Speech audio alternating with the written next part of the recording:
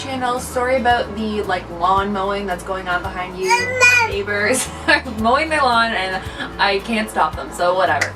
So today was supposed to be a power hour, but Colton already woke up from his nap before I even got started with the video. So it's just going to be a speed clean because I doubt he's going to last for a full hour. So as you can see, I have a bunch of stuff to clean up and put away behind me. I'm going to try and get done putting away laundry. Hopefully kind of tidy up the bathroom a little bit and then tidy up downstairs because Colton and I are leaving in about an hour and a half to go to the park. To go to the park with my best friend Sarah. So I just want to tidy up downstairs because he's not actually going to be down there playing for most of the day today. So yeah, we're going to get to it. Hopefully I can get what I need done with him running around. You guys will see him. He's in Halloween pajamas because why not? And I will see you guys after the video.